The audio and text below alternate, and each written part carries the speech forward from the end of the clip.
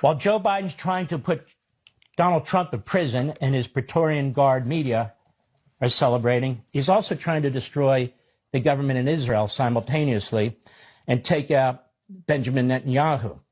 There's a piece in JNS by Carolyn Glick.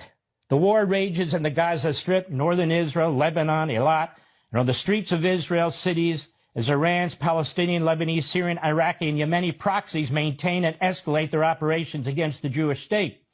Unmoved by this state of affairs, Israel's far left is reinstating the anti-government riots that occurred regularly for the first 3 quarters of 2023. She goes on later, to be sure, there are a number of reasons this is happening, but perhaps the main one was revealed on March 17 by riot leader, the head rioter, Ami Dror, in a WhatsApp group chat with his colleagues. The communication, which Dror authenticated in an interview with Channel 14, was reported on X, Twitter, by a poster who operates under the handle Arabello Tuna Hunter. Stick with me.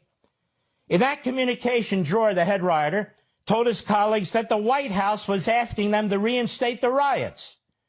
Based on what he referred to as a conversation with his contacts in the White House, Dror set out in granular detail the White House's 4-part plan to overthrow the Netanyahu government. The components involved actions on the ground in Gaza, the use of the UN Security Council, extortion of government ministers in the Netanyahu government, and mass protests. Dror called his report an important update from the American administration. He explained that his update followed an earlier text he sent out on March 6 on the same topic. Quote, "The American plan as I published it on March 6 remains unchanged.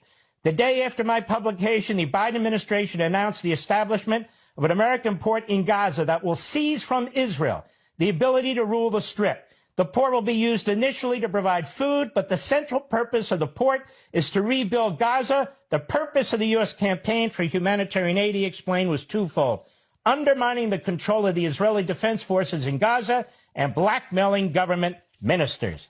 Well, Netanyahu's chief political rival is Gantz. Gantz was summoned to Washington a few weeks ago, and he went because they want to replace Netanyahu with Gantz. So this guy, Dror, the head rioter, he said Gantz wrote, was summoned to the United States for a reprimand. He was humiliated. The Americans said hair-raising things to him. At the start of the war, the Americans demanded that he join the government. He was their man, the man that would ensure that Netanyahu and Ben-Gvir didn't set the world on fire. He came in, he blocked the war in Lebanon, promised that he was going in for 6 weeks, and then he and the protest groups would take the government apart.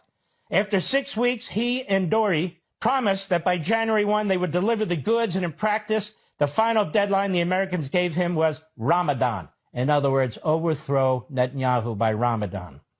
When he didn't deliver for the U.S., the administration understood that they can't trust Gantz.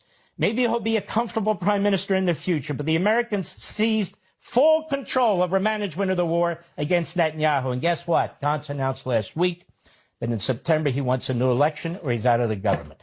And there's other articles on this in Breitbart by our friend Joel Pollack, what's taking place. So Joe Biden is trying to put Donald Trump in prison on multiple fronts so he can win the presidency without a real challenge. And simultaneously, he's trying to drive Netanyahu from office, and he is involved in promoting a civil war in the state of Israel. And now you can understand why he says the things he says, why he funds the organizations he funds. Evil, diabolical. Joe Biden destroying 2 democracies at the same time.